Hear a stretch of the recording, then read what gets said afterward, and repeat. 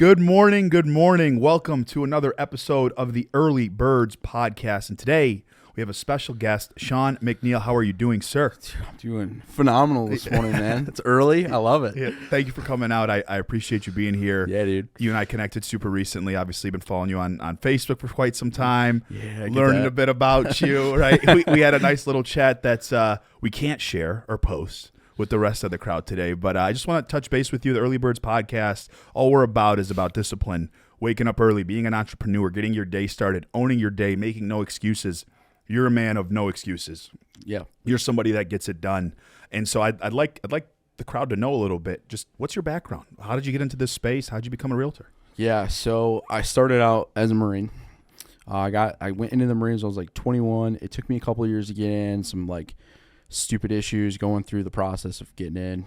Doesn't really matter. But yeah, so I became a Marine, went through my 4 years, got out, and I was like, I had so much responsibility when I was like getting out, when I was supposed to be transitioning out. I was like, I want zero responsibility.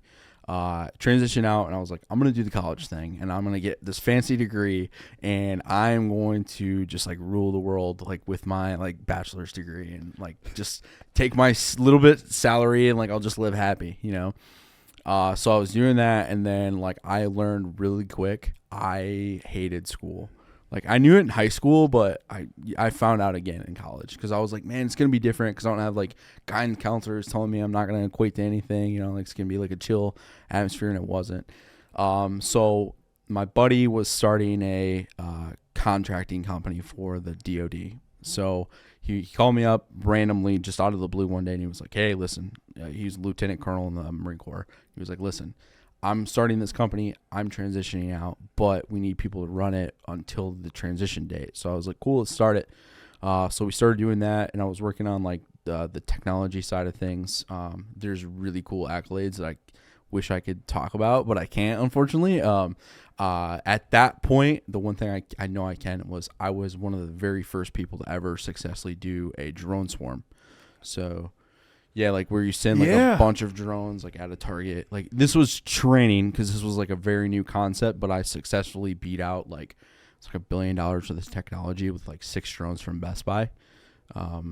So I was like the only person to do that. So we were working with like General Mattis and stuff at the time back during the Trump administration.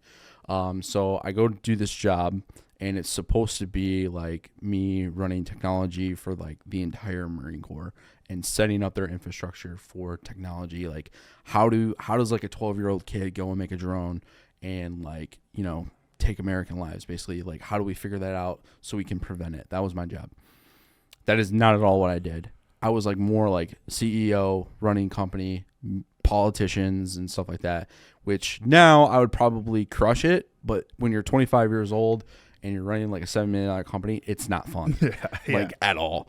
So I go from that, and I'm like, I'm done. I'm out. I get out of that job, and I had like a little bit of money in the bank, and I was like, I'm going to go. One of my buddies was like, dude, go get your real estate license. It's easy money, you know, thinking, okay, yeah, I'll go make some easy money, you know, go take the test. It was like the next week I went and took the test, got licensed. It was like 2 weeks after that conversation, licensed. And then I'm like, I'm going to do it part-time while I just kind of like work on other things, like work on some other hustles, that sort of thing. Do it part-time, and then just the first deal closes, and like I'm hooked. And like here we are, you know, 5 years later. So now you got my brain going. Obviously, you put a lot together just a short period of time there. So the first thing I want to talk about before I jump into the real estate side is pressure. I think a lot of what we do personally, right? Entrepreneurs, growing a team, growing a company, you've been fortunate to start growing, and you got your hands in all these different kind of baskets, and obviously you've done a great job of doing so. But with that comes that responsibility and that pressure. And I always, listen, you know, it's crazy, call it a cliche, but I always think of Spider-Man, right? You know, the more responsibilities portion absolutely. of it. Yeah, dude. And when you, 100%. as a kid, you see it, like, it's just like, it's a good moment. You're not thinking about it. And then as I get older, I'm like, why am I thinking about Spider-Man? But this shit's so real. The truest statement in that entire movie, man. It is. And so for you, with that pressure, what did the pressure early on do for you, right? With the Marines, transitioning out into what you were doing, the CEO role, $7 million company, 25 years old. How did that pressure at that point in your life kind of take over? And then why has that helped you be who you are today? Yeah, so because of the Marine Corps, I thrive in pressure. it's almost like I have to put my back against the wall to do well. Which sounds crazy, but it's because it's, to me, it's like most people, you put their back against the wall and they crumble. For me, I'm just like, cool, give me a sledgehammer so I can break down the damn wall. Like, that's my mindset. And so, yeah, you put me in stress, you put me in pressure. I'm tired. You know, it's been a long day. I'm thriving. I'm thriving in those moments because that's how I was for 4 years in the Marine Corps. You're always tired. You're always hungry. You always want to go home. And you're not, and you have to be able to thrive in those moments. Why do you think people can't break that mental barrier? Because I'm with you now. No Marine Corps for me, no military background, right? However, I'm a warrior. I'm a champion. I believe in myself. I have a lot of confidence in myself. I've been taking care of my family for a very long time. I started working at 12 years old. Yeah. And I've been in certain situations that 12, 13, 14-year-olds probably shouldn't be 100%. in. And so I had to figure it out. There was no one there that was going to tell me, oh, it's all okay. So how do you I always struggle sometimes when you're talking to people and you're like, gosh, they just haven't gone through a lot. It's not their fault. I'm not mad at them, right? Yeah. Thank God. I want, because my future kids, your son, right? So you want them to go through. You don't want them to go through that. So how do you teach somebody to break barriers, to break walls? You can't. Look at every CEO. I would say a good chunk of them. I would say most of them have not had that handed to them. Despite what everyone says, I would say most good ones have not had it handed to them. Obviously, Trump had daddy's money or whatever that people say, but I would say a good chunk of them haven't. So what I heard was you started working at 12, and I'm like, that's everything right there. Mm-hmm. Me, I didn't have parents. Like, I grew up in with my grandparents. I never had parents. They were druggies and that sort of thing, or at least my mom was. I don't really know my dad. And then, go from that, and then the anger issues, and then you go in the Marine Corps and you get humbled real quick, and you have to go through these things in life to end up in our mindset, because you don't want to go back. But at the same time, what's weird is you don't want to go back, but there's this thought in the back of your head that's like, I'm cool with going back. I'm very, very comfortable in a cardboard box. Put me there. But I'll thrive. Put me there. So you risk more and you give up more, knowing you don't want to go back. But if you did, you'd be okay. It's like you become a monster. Yeah. And in the best way possible. And for you, from that standpoint, not having the parent structure, I always think to myself, because I've interviewed so many people. I've been very fortunate to sit down and talk, and it's the theme is the same. But I always wonder to myself, it's like, okay, so I got a guy like Shawn in front of me, who he had this path, okay? And then when you get to the crossroads, that path goes one of two ways. Yes. It goes dark, or you go to the light. In your case, you enter the light. Can you talk about that a little bit? Actually, though. Go for it, please. I love it. I think I started to go dark. And that's where the anger issues come out. 18, I hate the world. I'm a victim, and I'm a victim. I go down that path, man, and it just gets to a point where I think you're given multiple crossroads on this path. I truly believe that. And at some, you just hit another one, and you're like, nope, I'm still going this way. Nope, still going this way. And at some point, something happened. I don't know what that is. Something happened where I was like, I've got to do something. I've got to be different. So I was like, I'm going to go to the Marine Corps. And that's where it started, was that journey through the Marine Corps. You got humbled quite a few times throughout that process. Yeah, I got humbled quick, dude. What give us a story. So my team leader was a jerk. Thank you for saying jerk. Yeah, he was a jerk. And I mean, this is gonna sound wild, but someone would do something to screw up, and he would come over to me and he'd be like, I can't punish him, so I'm gonna punish you. He's like, left or right? I'd be like, I left. I don't, Lance Corporal, I don't know. And hit me across the left side of the face. Or I would do something we'd be spitting out 9 lines. He's like, if you screw that up in real life, people die, right? And I'm like, I know that. And he's like, cool, left or right? So it sounds brutal. I get that it sounds brutal. It doesn't. Dude, it made me into such a man, because now I'm not afraid of anything, because I still have nightmares about that dude. My recurring nightmare is I'm day one, just got in, just met him, and I've got to they ran out of rooms to like sleep in, and I've got to go sleep in his room with him, and like that's my recurring nightmare. Obviously separate beds, like 2 beds, but you know, like that's my recurring nightmare. So since that moment, like I thought I was on top of the world. I thought like I was this big bad dude. And then I go and meet someone that's like bigger and badder than I am, you know? And what really ticked me off was we would do like every Friday he'd come to my room and he's like, "Hey, we got beef from this week." And I'll be like, "I don't know." And he'd be like, "Cool, we'd like wrestle and beat each other." And he was like, "This is your opportunity to take your shots at me." And what really pissed me off, I couldn't win in that fight, like ever. At one point, I finally did win, and like that's when, you know, things kind of our dynamic. We became friends at that point, but dude, that was like a year and a half into it. Like, so you did become friends with this person? I did, yeah. In the long run, yeah. So this is okay. You ever heard that quote from Mike Tyson where he says everybody has a plan until they get punched in the face? 100%. Right? Yep. So this is you now getting punched in the face, literally. Yep. And there's nothing at the time you could do. Nothing. Why do you think, like, looking back, right? And I know it's an extreme circumstance, you know. 100%. And I think about people in general where it's like they don't go through that journey, that struggle, where you think you're the baddest, you think you're amazing, you think you're on top of the world. We all go through it, right? Especially for males, especially, right? Yeah. When you start dominating, the company's growing, you're doing well, you're crushing everything. You're like, nobody can touch me, you know? No one. So when you and in that experience and you're getting hit across the face there, and then it turns into a friendship. Why do you think he did what he did? Like, looking back at it. Knowing who you were and what you told me about being dark. I think he did what he did because he's just a jerk. But it worked out good, right? Because that's probably what I needed. Now, like when I got Marines, you know, I had one that would like come to me and like dude, if I gave him a bad look, he would cry. And like I'm sitting there and I have to work through this. I've got to figure out like how do I man this kid up and like develop him into like a Marine. So like we go from, you see them develop over time. Like he went from that, like couldn't look at him bad, to crying. And I remember it was like 2 weeks right before I'm about to get out of the Marine Corps, and like one of his Marines now come up to me and he's like said something, and I was like, dude, just call me Shawn, man. Like I'm about to be a civilian again. Just call me Shawn. And he was like, okay, Shawn, no problem. And I didn't know that he was like right around the corner and he heard that. And he comes up to that kid and he's like, did you just call him Shawn? He's like, that's Lance Corporal McNeil. Like grabbed the kid and like threw him up against the wall. And I'm like, whoa, dude, where did this come from? This is kind of cool. And it sounds like, this is going to make me sound so bad, but it's like watching him become where he went from to that was cool. And then to see him take that same kid and be like, do you know why I'm mad? I'm mad because of this. And I'm like, wow, now he's educating too, dude. I'm like, I'm good. I can get out now.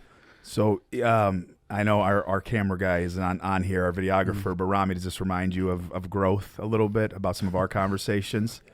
Yeah. So him and I, you know, when he came to live with me, when he was kind of changing his life and going on a different path, I'll never forget, because he's like, can you come pick me up? He's literally living on the beach in Santa Monica, and he's told the story a bunch of times, so I don't mind sharing it. But he's like, I need, you know, wake up our story. So I go to pick him up, and I bring my car, and I see this guy just sitting there broken. You know, just I can tell, you know, a broken person, you know? Yeah, dude. So I'm looking at him, I'm like, oh, God, what did I put myself into? You know, we're in California. So I got out of my car. He goes to give me a hug. I go look at him. I go, listen, put your shit in the trunk. Let's go. Yeah, I didn't give him a hug, nothing, you know, because I'm not your savior. That's what I wanted him to know. Yeah. And we had this talk later. I'm not your savior, all right? I'm here to help you, but I'm not helping you unless you put in the work, okay? Yeah. Like, don't waste my time. And that was the combo we had, especially with my growth, because for me early on as a leader, I wanted so bad to like help everybody. You know, I'm like, I'm the I'll help you with this, I'll help you with that. I'm doing you a disservice because you're depending on me now to make you great. I can't make you great. 100%. I can help you and hold you accountable. And that was the thing with him that helped tremendously. And now he leads a team of 8 people. Yeah. And he's a psycho. He's dialed in. He's here early. Like look at him right now. He's here filming. And we're here yesterday. He's here at 4:45 in the morning, you know, just to get planned because we had podcasts at 6. Yeah. This is a war. You've created it, but that's simply by holding them accountable. 100%. So I want to take that a little bit into your team, kind of transition back into this. And first of all, man, thank you for sharing, because that's the side people don't get. And it's like, for you, here's what's great. it doesn't bother you. This is your life. This is what you went through. This is what's made you the human being you are today. So I know other people are listening that sounds crazy. It's not crazy to you. No, absolutely. It wasn't. Absolutely not. Like for me, I mean, that was just life. Like you had to be hardcore. You're taking someone like a kid, an 18-year-old kid, because this is what they are. They're 18 years old. They're kids. Some of them are 17. And you're putting a gun in their hands and you're saying, go fight for your country. And that takes an extreme mindset. And so they have to be hard. They have to be. Now that takes me into real estate. You and I were joking before. It's okay, easy money, right? And then building a team. Let's be real. This real estate thing, for you especially, this is not life or death. No. Right? So now you take on this real estate journey. You're growing the company that you have. Can you kind of elaborate on some of the struggles that you've had growing the company early, but also how your previous experiences made it probably a little bit easier for you to get through just because of your ability to fight and push through and learn? Yeah. So the first thing, haters. I know we were talking about that before. Oh, we're going to get into that. Don't worry. Haters. So we'll come back to that, but that's wow. I think the biggest thing, or at least what I'm told by my team, is like the natural born leader. And so I was thinking about that on the way down here because I was on the phone with one of my friends and I was like, no one's naturally born a leader. You have to let someone experience stuff in life to become a leader. If I didn't have the Marine Corps, I would not be where I'm at today. So I had to go through the whatever, all the things that I went through to be where I'm at, because it's so different. Like I'm dealing with everyday people with everyday problems, and you've got to lead them in the craziest of situations. Like this morning, like I had one call me and she was like, hey, like, I've got this stock. She's like, what do you recommend I do right now? And I'm like, all right, this. I mean, I have people whose parents die, like agents whose parents die. Yeah. I have people who something happens. All of a sudden they come to me and they're like, yeah, I can't pay my rent. So like you've gotta be tough on people, but at that same time they have to be able to come to you with their problems. You can't run a successful company if they can't come to your problems. Like I guarantee you, like all 200 of your employees should be able to come to you and be like, hey man, here's what's going on. And like that's the difference between like the leaders and the non-leaders is how they handle those situations. You're spot on. And one of the things I talked about this yesterday, and this is part of my growth and my journey, because you don't want to be a fixer, right? As a leader, now you do want to be a voice and you want to be able to be spoken to and have conversations. But here's what I tell people, and I believe this in my heart of hearts.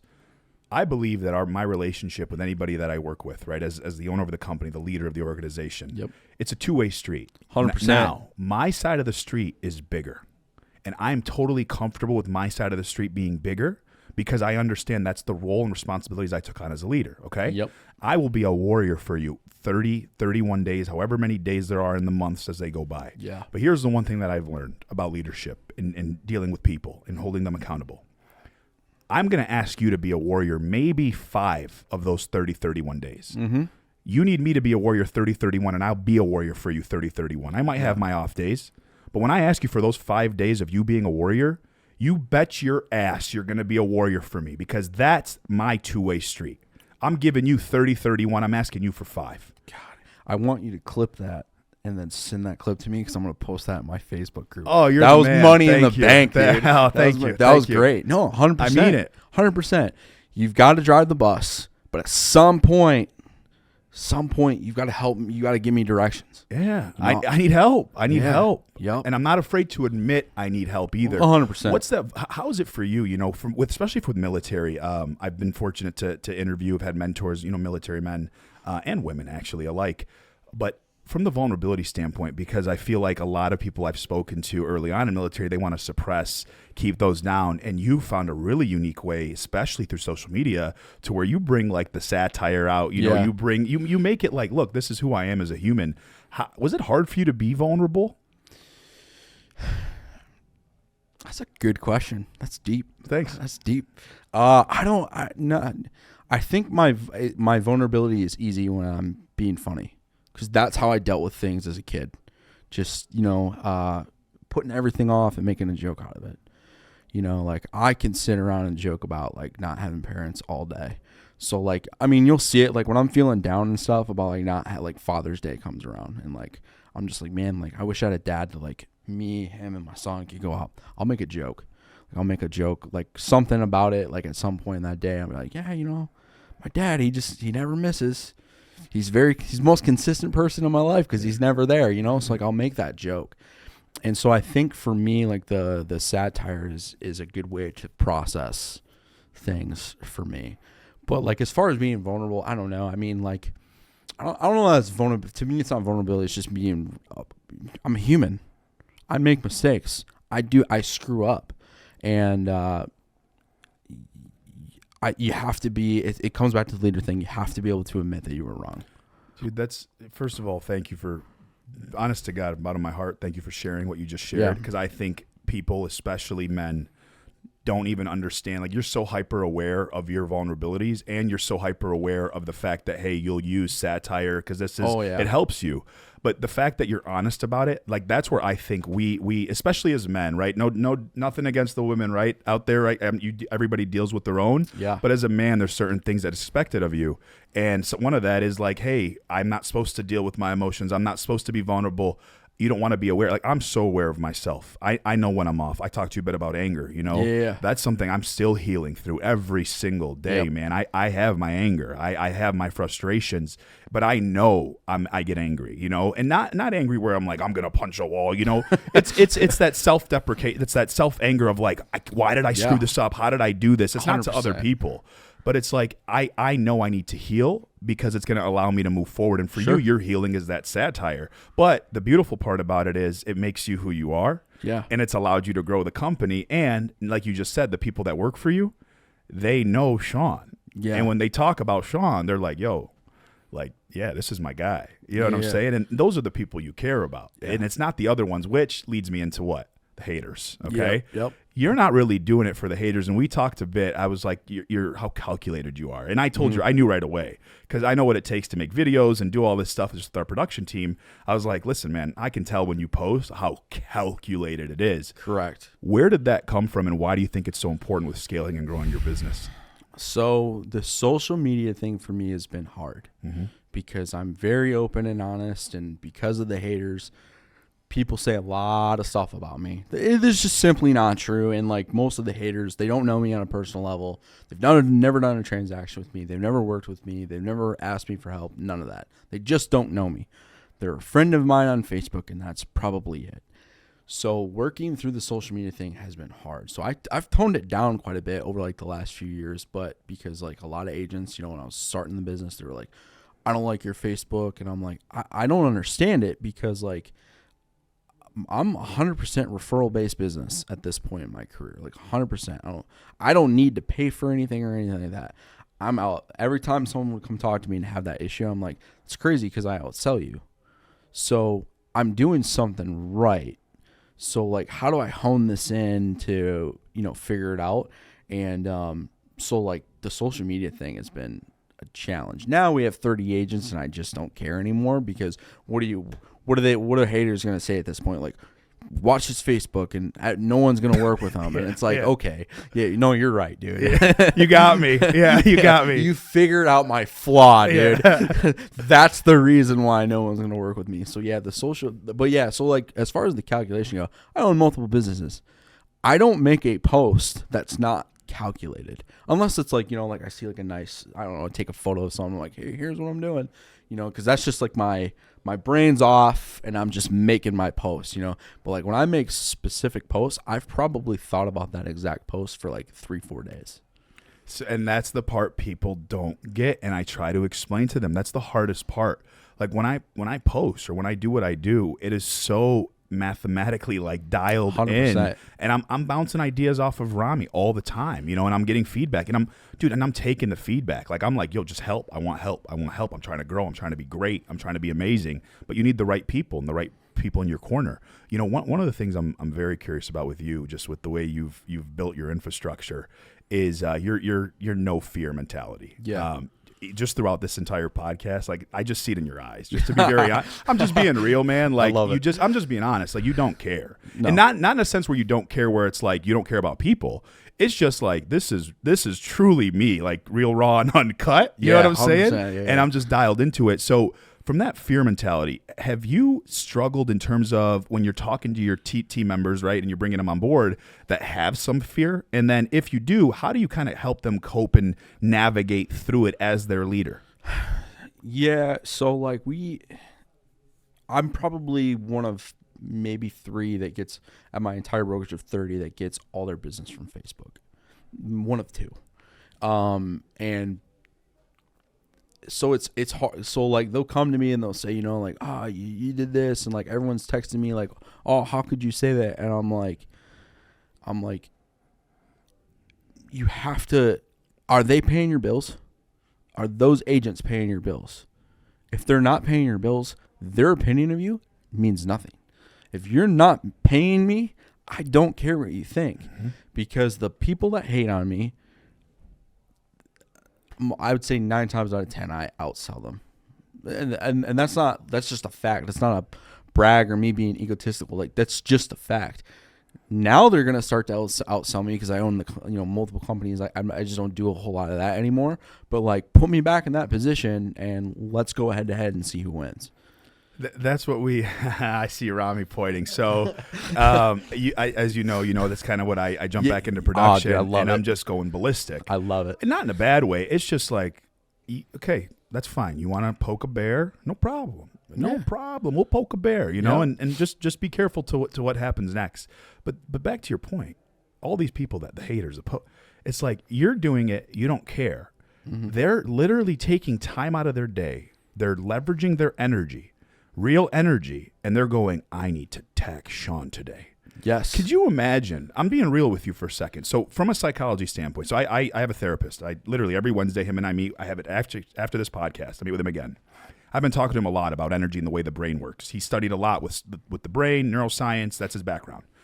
Your brain is stacked on top of each other. That's how it was built from the day you're born. Yep. So every day, this is a fact. You can only make a certain amount of decisions every single day, and you only have enough energy to make those decisions every single day. This is a scientific fact, okay? Yep. So why would you, as a human being, waste it on trying to bring somebody else down? Could you imagine if every morning you woke up at 4:30 when you get up and you go, oh, can't wait to ruin someone's day today, can't wait to attack another business? Dude, it's not even that, man. Like, it's not even just like I wake up and then I can't wait to do that. It's they had to see the post, get riled up enough, let it affect their day, and then come to me and then another person, or, talk to multiple people, talk their smack or whatever.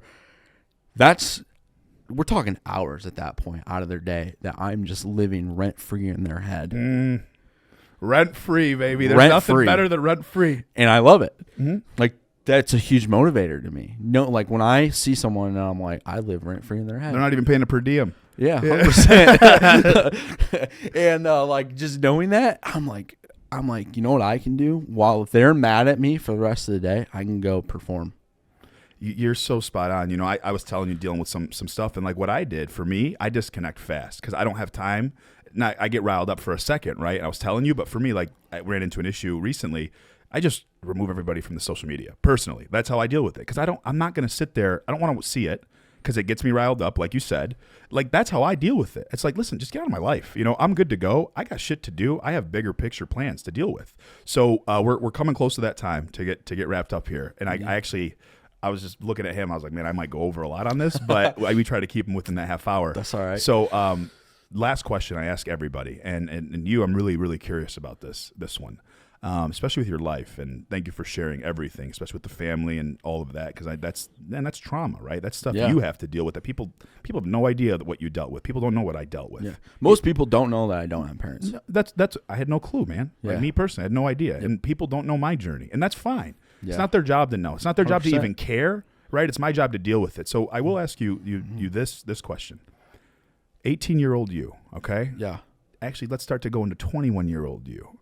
All right, entering the Marines, nervous, not knowing what to do, not knowing where he wanted to be, not understanding. Shawn of today, is sitting there driving down the street, maybe going to show some homes, maybe going to list some homes. All of a sudden, he sees this 19, 20, 21-year-old version of himself that's just about ready to enter the Marine Corps. And you get 2 minutes with that human being. What are 2 or 3 things you're going to tell that human being? I think the first thing I would quote Tom Hanks. This too shall pass. This too shall pass. Coming. Yeah. That's one of my. That's probably like my favorite thing I've ever heard a celebrity say. Like, this too shall pass. Like, things are going good, it's gonna pass. Things are going bad, it's gonna pass.